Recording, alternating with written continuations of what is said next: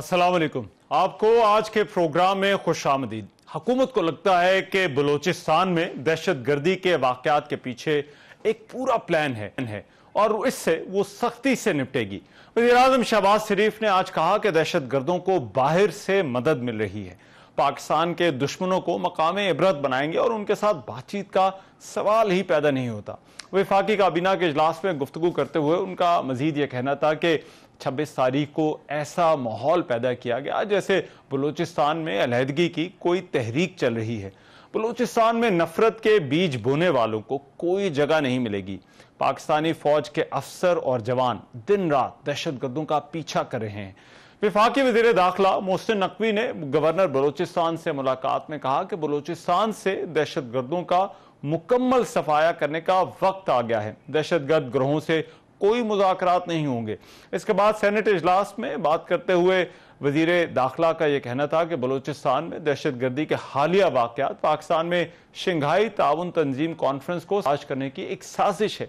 एक से ज़ायद तंजीमों ने मिलकर दहशत गर्दी की है। ये पूरी मनसूबाबंदी से हुआ है। रियासत के खिलाफ हथियार उठाने वालों का बंदोबस्त किया जाएगा।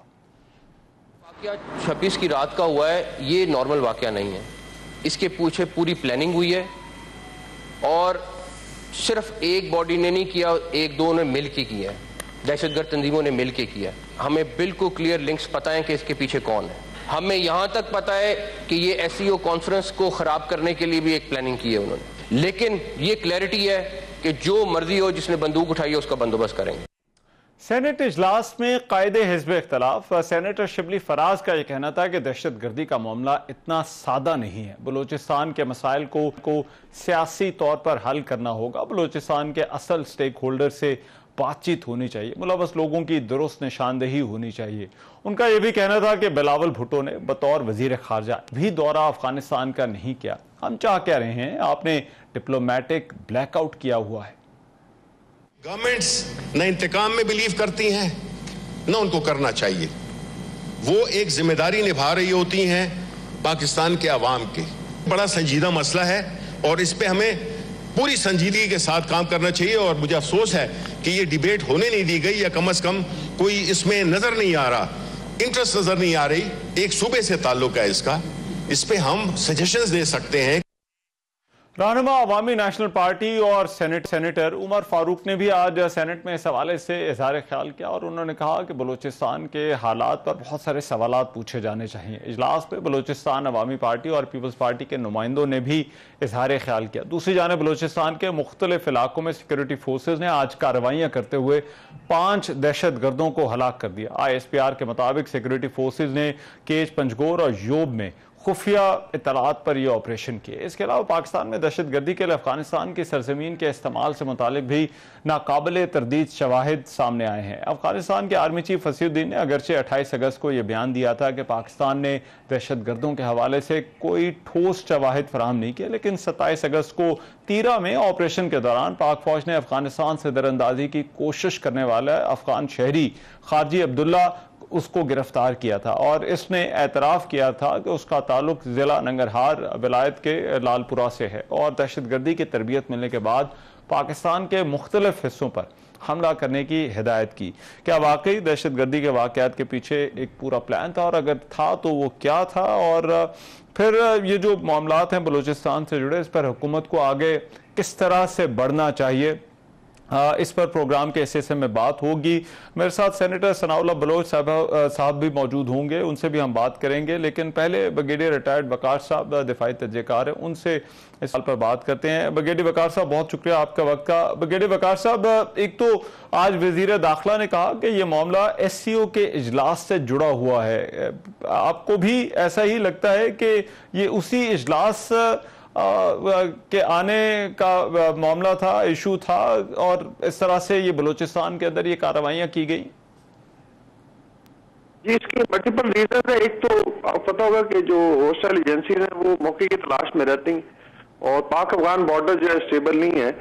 इसमें डेफिनेटली अफगानिस्तान के अंदर भी एक एलिमेंट है, स्पेशली जो फॉरेस्ट का एलिमेंट पाकिस्तान में ऑपरेट कर, फिर सब नेशनल ग्रुप है बलूचिस्तान में, और तो इसका मतलब एक एनवायरनमेंट अवेलेबल है। अभी आपको पता होगा कि CPEC 2 की भी लॉन्चिंग होनी है। फिर अगर 2 साल बाद देखें तो रेकोडेक की प्रोडक्शन शायद 2027 तक इसकी स्टार्ट हो जाए, तो इस इलाके में डेवलप होना है। बाकी जो है डेफिनेटली एससीओ का एक बहुत बड़ा फोरम है, और चूंकि इस दफा पाकिस्तान की बारी है, उसमें सीनियर लोगों ने आना है, जो लीडरशिप है जिसमें रशिया है, चाइना है, इसी तरीके से भारत को भी इनवाइट किया गया, शायद मोदी साहब भी हैं, और बाकी रीजनल कंट्रीज हैं, सेंट्रल एशियन रिपब्लिक्स हैं, ईरान है। तो पाकिस्तान के लिए एक बहुत बड़ा आप कह लेंगे डिप्लोमेटिक अपॉर्चुनिटी होगी कि यहाँ होस्ट भी करें और देन भी प्ले आवर रोल जो एससीओ की पॉलिसी उसके हिसाब से। तो उसमें अभी वी हैव टू सी कि इसके अरेड कौन सी फोर्सेस हैं, let's say who doesn't want CPEC to succeed and who would like कि एससीओ का जो लेट्स से इजलास इसको किस तरीके से थ्रेटन किया जाए, स्कटल किया जाए, डिप्लोमेटिकली इसको डेंट किया जाए, तो बड़ी क्लियरली आपको पता चलेगा। तो डेफिनेटली इंडिया खुद है, और दूसरा जो है कुछ होस्टाइल पावर ने इन्वेस्ट किए हैं, अभी जो लेटेस्ट है उसमें काफी सारी फंडिंग तो तालिबान को डायरेक्टली अमेरिका से भी हुई है, जो उनकी अपनी रिपोर्ट्स हैं। राइट, इसमें लगे ब्रिगेडियर साहब ये फरमाइएगा, अब ये जो अफगानिस्तान वाला मामला है वो इसमें कितना सिग्निफिकेंट है? एक तो वजीर आजम ने भी आज कहा कि दहशतगर्दों को बाहर से मदद मिल रही है, फिर दूसरा लेकिन अफगानिस्तान से हम कई मरतबा अपने तहफ़्फ़ुज़ात का इज़हार कर चुके हैं। अफगानिस्तान के जो आर्मी चीफ है उन्होंने कहा कि हमें सबूत दिए जाएं और हमें बताया जाए। तो ये अफगानिस्तान इतना अनरिस्पॉन्सिव क्यों है पाकिस्तान के इन खदशात को लेकर? जी, अफगानिस्तान के साथ I think specially last year में तो हर लेवल पे शेयर की गई हैं। मतलब एक तो इंटेलिजेंस शेयरिंग होती है, जो इंटेलिजेंस कम्युनिटी कह लें या इंटेलिजेंस के जो सरबराहान है, जो रिस्पेक्टिव डेस्क के लोग हैं, वो शेयर करते हैं और वो कांस्टेंट होता है। उसके बाद पॉलिटिकली भी आप देखें, डिप्लोमेटिकली आपके जो स्पेशल रिप्रेजेंटेटिव है अफगानिस्तान में, फिर वज़ीर दिफा गए, फिर इंटेलिजेंस के चीफ भी गए वहाँ पे, और उसके अलावा हमेशा एंगेजमेंट रही है अफगानिस्तान। कोई ऐसा नहीं है, हमारे साथ डेफिनेटली बड़े अच्छे ताल्लुकात हैं।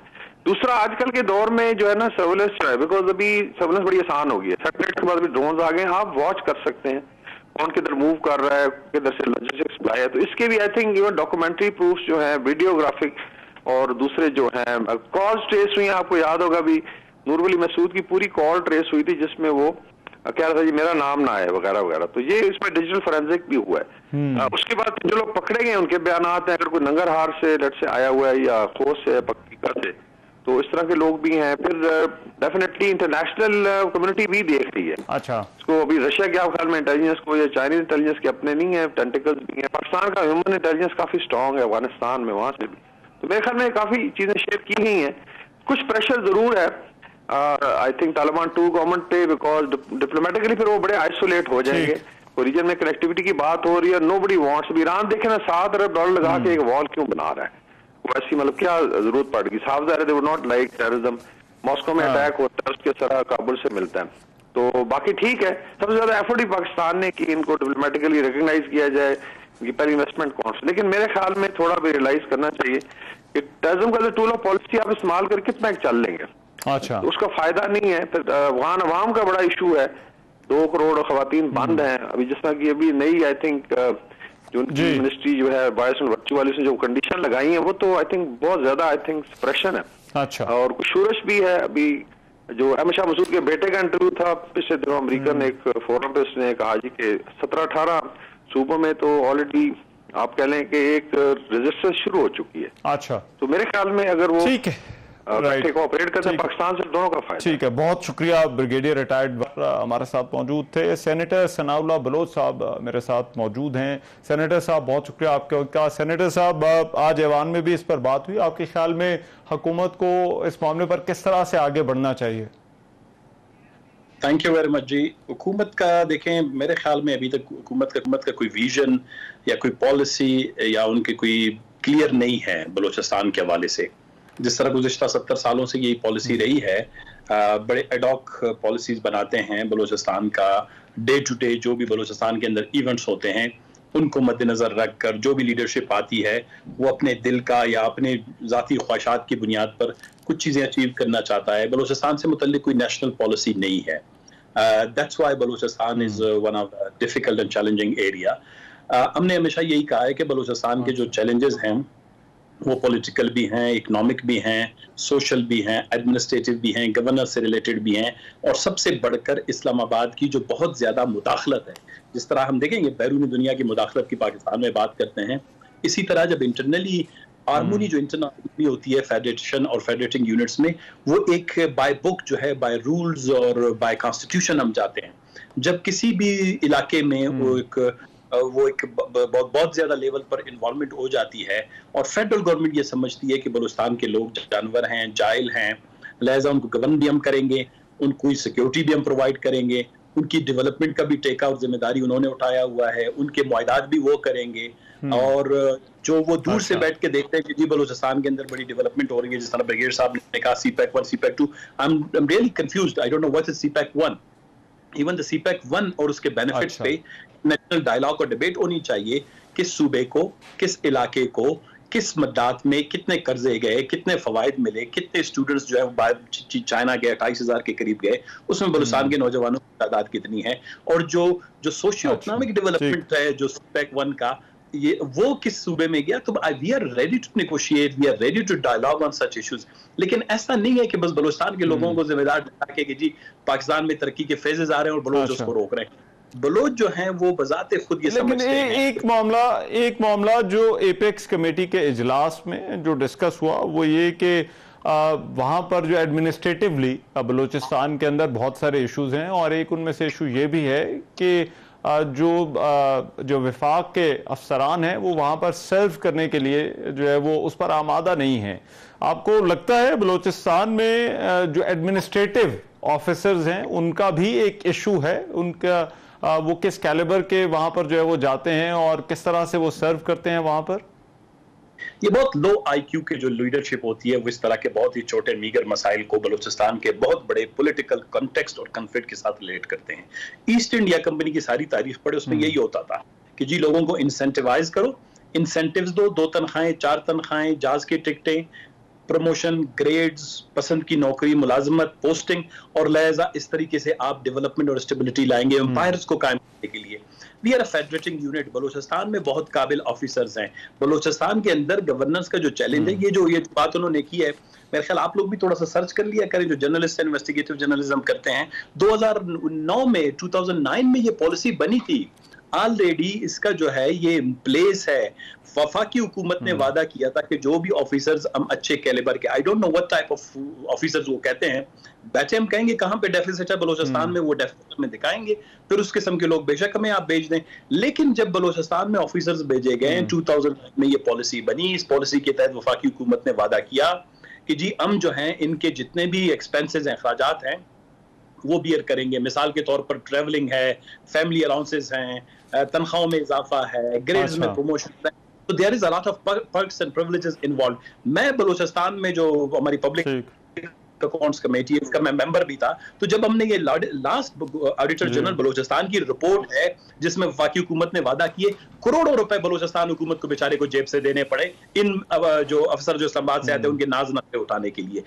देखें बलूचिस्तान को इन्होंने बिल्कुल ही, मैं वेरी ऑनेस्ट, इन्होंने हमें जाहिलों का एक पिंजरा समझा हुआ है। दे थिंक कि हम SHO तैनात करके बलूचिस्तान को सीधा कर देंगे, हम कुछ बड़े अच्छे ऑफिसर भेज के उनको प्रमोशन दे के उनकी फैमिली वालों को टिकटें दे के बलूचिस्तान में जो हुक्मरानी बेहतर करेंगे। भाई ऐसा नहीं है।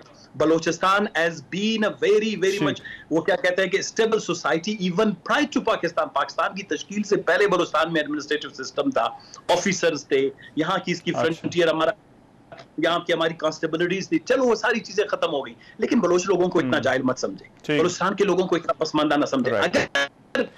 अगर वफाकी हुकूमत is interested, the federal government is interested, there are such genuine issues, जी उसके लिए डायलॉग की जरूरत है। देखें मैं 2003 में भी यही इसी तरह के टीवी प्रोग्राम्स होते थे जब मैं, और वो डायलॉग कैसे हो सकता है, उसका फोरम क्या होना चाहिए उस डायलॉग का? मैं यही कह रहा हूं, जब हम तल्ख बातें करते थे तो ये समझते थे कि जी आप लोग बलूचिस्तान में जो हैं वो वायलेंस की, तशद्दुद की या उन कुव्वतों की हिमायत करते हैं। हम ये कहते हैं कि जी आप बलूचिस्तान के अंदर जो तल्ख बातें करने वाले लोग हैं उनके साथ जेन्युइनली बैठ जाएं। इसके लिए फोरम देखें, मैंने तो लास्ट असेंबली में एक प्रपोज किया था, there should be a truth and reconciliation commission. Truth and reconciliation commission Balochistan के अंदर इकोनॉमिक ग्रीवेंसेस हैं, एडमिनिस्ट्रेटिव ग्रीवेंसेस हैं, कॉन्स्टिट्यूशनल ग्रीवेंसेस हैं, रूल ऑफ लॉ की ग्रीवेंसेस हैं, ह्यूमन राइट्स की ग्रीवेंसेस हैं, ओवर सेंट्रलाइजेशन कंट्रोल। देखें जब 2003 में बलूचिस्तान कमेटी की ये रिपोर्ट मेरे पास पड़ी है, 2-3 चावनियों का झगड़ा था कि जी आप मत बनाएं, अभी तो पूरा बलूचिस्तान तकरीबन इस ऑलमोस्ट गैरिशन। आपने जो है बजाय कि उन कमिटीज के रिकमेंडेशन और दरामद करने के, तो we need a sincere understanding कि Balochistan is part and parcel of this federation, और उसको डील करने के लिए आप अकेले बैठकर ये जो सिक्योरिटी सेंट्रिक अप्रोच है कि जी एसईओ को खराब करने के लिए, तो ये आपको लगता है ये अप्रोच नहीं होनी चाहिए? राइट, ठीक है, बहुत शुक्रिया सेनेटर। अच्छा, ठीक है, बहुत शुक्रिया सेनेटर साहब, थैंक यू सो मच। आप रन शॉर्ट ANP के सेनेटर सनाउल्लाह बलोच बात कर रहे थे। प्रोग्राम में भी एक ब्रेक शामिल करते हैं, वापस आते हैं इस ब्रेक के बाद।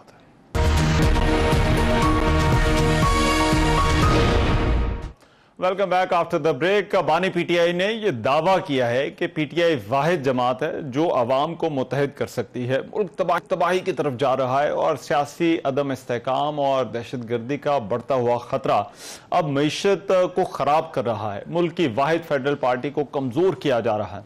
उनका यह कहना था कि इस्लामाबाद जलसा मुलतवी करने पर जो पाकिस्तान तहरीक इंसाफ के कारकुनान हैं उनमें गुस्सा है, वो बुरा भला कह रहे हैं।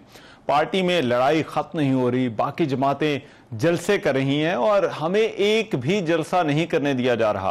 उन्होंने कहा कि तहरीक इंसाफ को छोड़कर जाने वालों के लिए पॉलिसी का ऐलान करता हूं कि बुरे वक्त में जो पार्टी छोड़कर गए उनके लिए PTI में कोई जगह नहीं है। बहुत कम ऐसे लोग हैं जिन्होंने बहुत मुश्किल वक्त में पार्टी को मजबूरी में छोड़ा।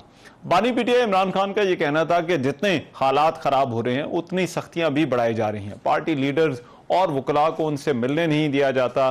तीसरा हफ्ता है, उनके बच्चों से भी फोन पर बात नहीं हुई।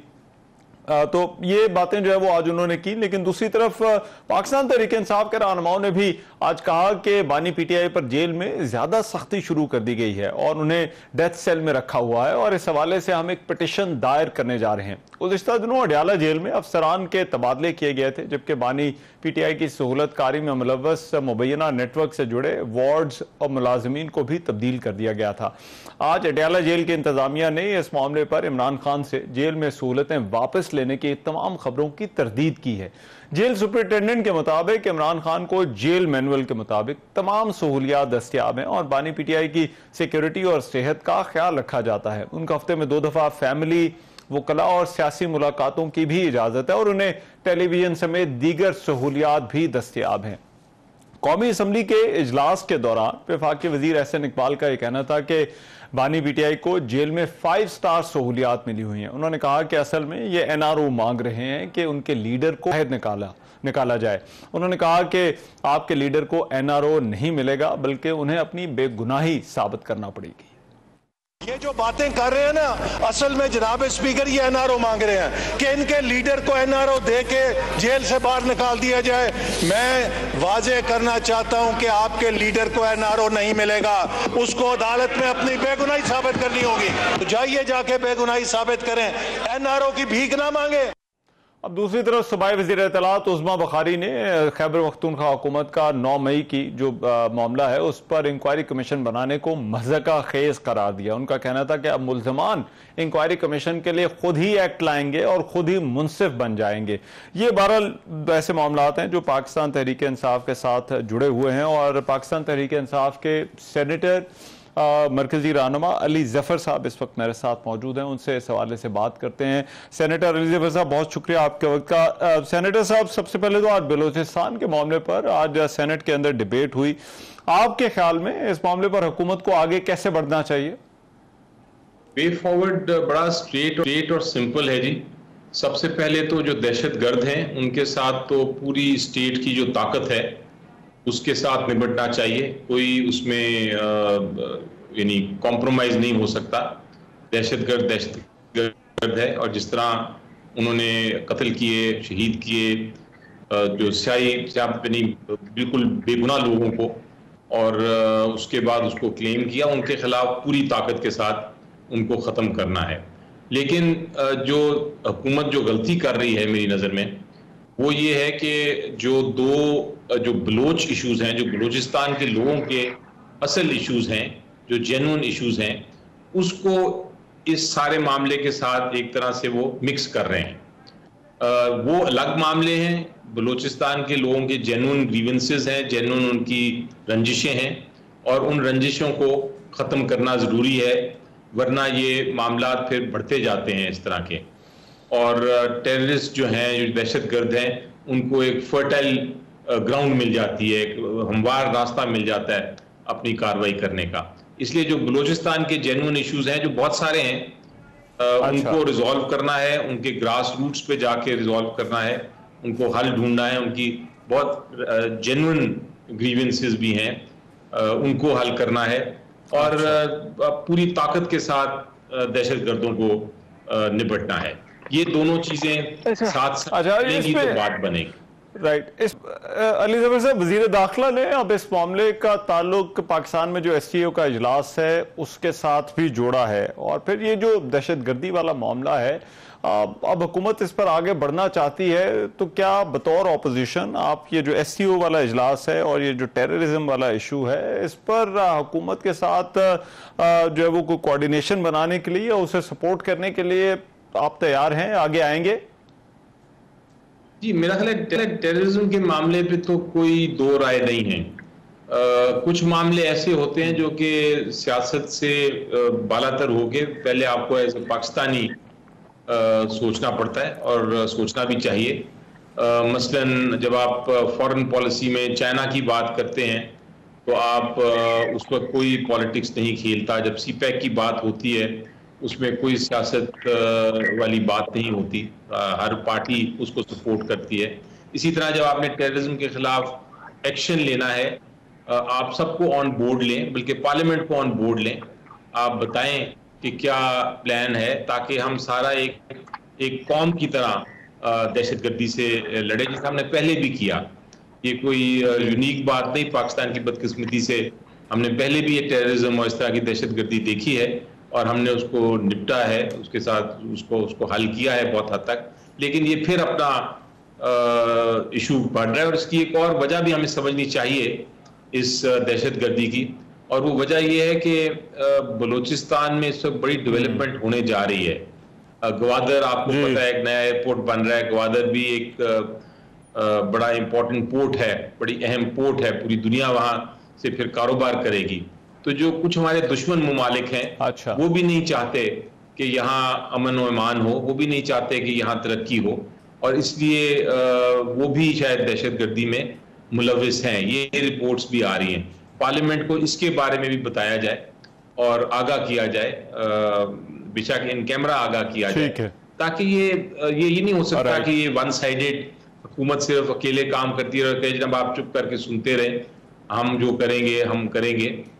ये आपको ऑन बोर्ड लेना पड़ेगा, और हर पार्टी का ये जिम्मेदारी है कि जो ये किस्म के मामले हैं उसमें वो पाकिस्तान को नंबर 1 रखें, और पाकिस्तान का ख्याल रखते हुए इसके ऊपर वो इकट्ठे हो जाएं इस मामले पे, एंटी टेररिज्म। मैं अली साहब जरा ये कुछ मामला जो पार्टी से जुड़े हुए हैं, इमरान खान से जुड़े हुए हैं, आप क्योंकि उनके लीगल मामला भी देखते हो, वो हवाले से जानना चाहता हूँ। ये इमरान खान को जो जेल में सहूलियात वाला मामला है, इस पर आज अडयाला जेल की जो इंतजामिया है उसने तो तरदीद की है। उन्होंने कहा है कि हमने कोई सहूलियात वापस जो है वो नहीं ली, जबकि हुकूमत भी इनकारी है कि कोई सख्ती नहीं हो रही। तो फिर PTI क्यों कहती है कि खान साहब के ऊपर वाकई आपको लगता है कि जेल में जरूरत से ज्यादा सख्ती की जा रही है? जी बिल्कुल, वो तो मैंने, क्योंकि मैं मिलता रहता हूं उनको हर हफ्ते में 2 या 3 बार, तो मुझे बिल्कुल मैं वाकिफ हूं कि क्या क्या हो रहा है। एक तो बड़ी वाज़ेह चीज़ है, उसकी मैंने पिटिशन भी फाइल की है 2 दिन पहले, कि आपको मिलने नहीं दिया जा रहा लोगों से, उनको फैमिली से नहीं मिलने दिया जा रहा। वकीला से, उनके खिलाफ 100 से ज़्यादा केसेस हैं, वकीला से मिलने नहीं दिया जा रहा। वो एक सियासी जमात के एक तरह से सरबराह हैं, बहुत सारी सियासी बातें करनी होती हैं, उनको सियासतदानों से नहीं मिलने दिया जा रहा, उनको अपने बच्चों से बात करने की इजाज़त नहीं मिल रही, उनको जो डेली ज़रूरियात की चीज़ें होती हैं वो 10-10 दिन लग जाते हैं, वो 10-10 दिन तक नहीं मिलती। वो किताबें पढ़ने के बड़े शौकीन हैं, किताबें पढ़ते हैं, उनको किताबें नहीं मुहैया की जा रही, वो किताबें 10-10 दिन पड़ी रहती हैं। सो ये सारी मामलात हैं बाकी चीजें तो अपनी जगह हैं, जो आपकी जो सेल की हालत है या जो बाकी चीजें हैं वो तो अपनी जगह है, लेकिन ये जो बेसिक चीजें हैं जिसमें किसी किस्म का किसी को नुकसान नहीं होना चाहिए, वो भी अब बंद कर दी गई हैं। मैं खुद जब मिलने गया था आखिरी बार, तो धूप में 3 घंटे तक बाहर इंतजार करना पड़ा था, और जब मिलने दिया तो सिर्फ 5-10 मिनट के लिए मिलने दिया। तो ये बड़ी एक अजीबोगरीब बात हुई है कि ये सख्तियां बजाय नरमी की तरफ जाने के ज्यादा हो गई हैं।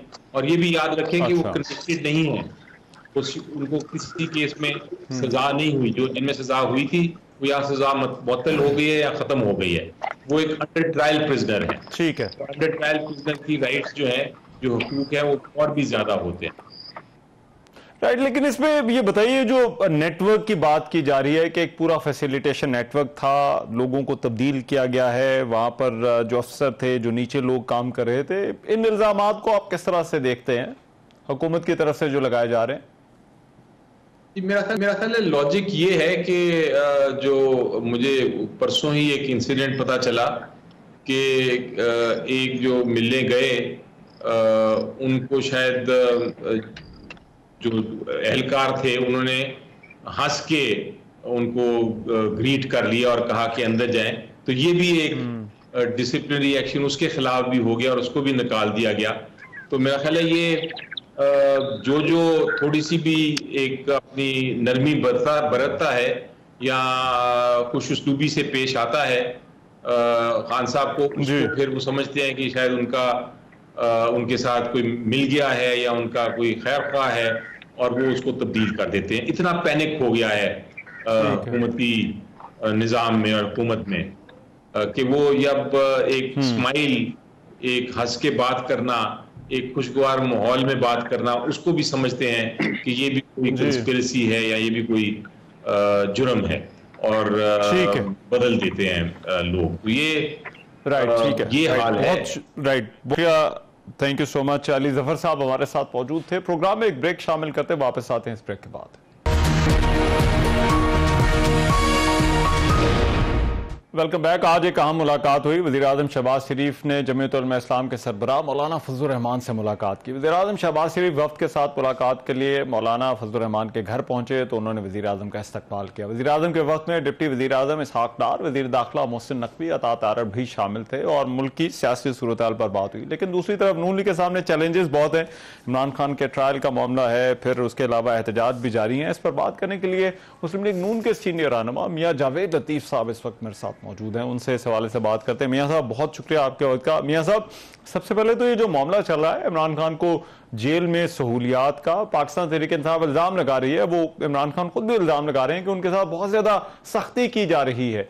अब क्या वाकई इमरान खान के साथ बहुत ज्यादा सख्ती कर रही है हुकूमत जेल में? आप मुझे ये बताएं कि एक शख्स रात को भी जानता है कि बाहर क्या हो रहा है, और एक शख्स इतना बाइख्तियार है कि सुबह अपने बंदों को बुला भी लेता है और सुबह 7 बजे जेल में उनकी मुलाकात भी हो जाती है। तो अगर वो इतना सख्ती हो तो हमें तो दिन 12 बजे भी कोई मिलने की मोहलत नहीं देता था नवाज शरीफ से, या हम लोग जब गिरफ्तार थे। और आपको याद होगा कि नवाज शरीफ के कभी इस तरह बयानात आए थे जब जेल में वो थे, और कभी इस तरह तवातर से लोगों की मुलाकातें होती थी जिस तरह इसकी आज भी हो रही हैं।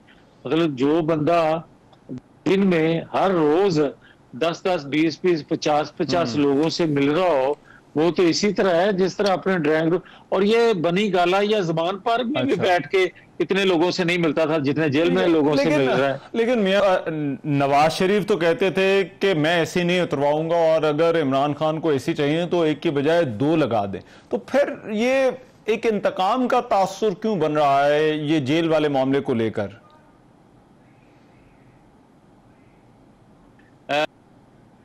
ये वही आलमी एस्टेब्लिशमेंट है जिसके खिलाफ साइफर लहराया था, उसको गालियां दी थी, और उसी रियासत ने फिर अपनी कांग्रेस से ऑलमोस्ट यूनानिमसली वो करारदाद मंजूर इसके हक में तारीफी कलमात कहे। कभी ऐसा होता है कि जिस रियासत को गालियां दी जाए और वो बेताब हो गालियां देने वाले को छुड़वाने के लिए या उसकी तकलीफ के लिए वो तशवीश का इजहार करे, जिस तरह आज उसकी वजह ये थी अच्छा कि जब कभी पाकिस्तान में माशी या सियासी इस्तेहकाम आने लगता है तो यही कुव्वतें मुतहर्रक होती हैं, और जब पाकिस्तान के अंदर पुरतशद्दद एहतजाज होते हैं तो वही कुव्वतें उसको सपोर्ट भी करती हैं ताकि अदम इस्तेहकाम का शिकार रहें। अब देखें, मैं बार बार ये बात कह चुका हूं कि नवाज शरीफ ने पाकिस्तान के लिए सर्व किया, नवाज शरीफ ने पाकिस्तान के दिफा को नाकाबिले तस्खीर बनाया, नवाज शरीफ ने पाकिस्तान को सी पैक दिया, मगर उसके बदले आलमी एस्टेब्लिशमेंट ने उसके साथ जो सलूक किया मकामी एस्टेब्लिशमेंट से मिलके वो सबके सामने है। मगर इस बंदे ने क्या किया है पाकिस्तान के लिए? आज तक कोई एक चीज गिनवा दी जाए 4 सालों में कि इसने बड़ा को तीर मारा है पाकिस्तान के लिए, जिसके लिए पाकिस्तान की एस्टेब्लिशमेंट पे दबाव है आलमी एस्टेब्लिशमेंट का कि इसको छोड़ दिया जाए, बेशक ये 9-10 मई करे या 190 मिलियन पाउंड खा जाए, इसको छोड़ दिया जाए। अच्छा, लेकिन हम ये सब ये तो आप वो बात कर रहे हैं जो आप कहते हैं कि इमरान खान आलमी इस्टेब्लिशमेंट का मोहरा है और ये मुस्लिम लीग नून जो है वो उस हवाले से बात करती है, लेकिन ये जो हुकूमत है क्या वाकई इसमें कोई परेशानी? अब देखिए इस तरह के जो मामलात हैं, जिस तरह खान साहब का वो चांसलरशिप का जो है वो एक इलेक्शन है, वहां पर उनके सपोर्टर्स ने वो एप्लीकेशन जमा कराई तो उसके बाद भी हमने हुकूमत की तनकीद देखी, तो क्या वाकई ये हुकूमत को लगता है कि अगर कोई ऐसा मामला होता है तो हुकूमत के लिए जो है वो कोई परेशानी होगी अगर वो वहां पर चांसलर बन जाते हैं? मेरी बात सुने रहमान, मुझे कोई परेशानी नहीं, मैं सिर्फ याद करवाना चाहता हूं दुनिया को और अपनी कौम को, अपने नौजवानों को कि सादिक खान ने जब लंदन मेयर का इलेक्शन लड़ा तो गोल्डस्मिथ फैमिली को सपोर्ट करने के लिए इमरान खान यहां से गए, मगर वहां के लोगों ने जिस तरह रिएक्ट किया और सादिक खान को जतवाया, आज गोल्डस्मिथ फैमिली जो है वो ऑक्सफोर्ड यूनिवर्सिटी का चांसलर मुंतखब करवाने के लिए एड़ी चोटी का जोर लगा रही है इमरान खान को, मगर वहां की कौम अब जो रिएक्ट करेगी वो शिकस्ते फाश देगी इस शख्स को। हमारा काम सिर्फ ये है कि लोगों को इसका बेनकाब चेहरा करके दिखाना। हम जो पर्दा पड़ा हुआ था, देखिए एक मुजरम जो है, एक बदकिरदार शख्स जो है जिसको यहाँ की हमारा फर्ज है कि हम उसका असली चेहरा लोगों को दिखाएं। राइट, ठीक है, राइट। बहुत शुक्रिया मियां जावेद लतीफ साहब हमारे साथ मौजूद थे। प्रोग्राम में वक्त है एक ब्रेक का, वापस आते हैं इस मुख्तसर सी ब्रेक के बाद। Welcome back. जाते जाते कुछ मौसम के हवाले से आपको अपडेट देते चले। खैबर पख्तूनख्वा के जिला दीद बाला में एक मट्टी का तोदा घर पर गिरने से खवातीन और बच्चों समेत 12 अफराद जाँ बहक हो गए। रेस्क्यू जराये के मुताबिक मट्टी का तोदा गिरने से घर मुकम्मल तौर पर मुनहदम हो गया और खानदान के ही 12 अफराद दब गए। ये अफसोसनाक वाक़या खैबर पख्तूनख्वा में जारी हालिया बारिशों के दरमियान पेश आया। मालाकंड और हजारा डिवीजन समेत KP के मुख्तलिफ हिस्सों में मूसलाधार बारिशें जारी हैं। दरियाई बहाव जो है उसमें इजाफा हो रहा है और मनसेरा के इलाके नारान में सैलाबी सूरत हाल है। गुज़िश्ता दिनों कराची के साहली इलाकों में भी एक तूफान की पेशगोई की थी और डायरेक्टर जनरल महकमा मौसमियात साहबजादा खान ने आज प्रेस कॉन्फ्रेंस करते हुए कहा कि ये जो साइक्लोन है ये राजस्थान पहुंचकर डीप डिप्रेशन में तब्दील हुआ है। 1964 के बाद यानी 60 साल के बाद ये साइक्लोन जो है वो फिर से बना है और साइक्लोन कराची में 200 किलोमीटर जनूब में मौजूद है और ये आइंदा 6 घंटों में समुद्री तूफान में तब्दील हो सकता है। चीफ मेट्रोलॉजिस्ट सरदार सरफराज ने कहा है कि इस वक्त कराची में जो साइक्लोन है उसके जेर असर 70 किलोमीटर फी घंटा की रफ्तार से हवाएं चल रही हैं और उन्होंने ये भी कहा है कि बारिशों की शिद्दत में इजाफा होगा। रात में तेज स्पेल मुतवक्के है और समुद्री तूफान की जो सिमत है वो बलोचिस्तान अमान की तरफ है। बारिशें इसी सिस्टम के जेर असर हो रही हैं। आज के प्रोग्राम से इतना ही। मेहमान को इजाजत दीजिए, अल्लाह ने के बाद।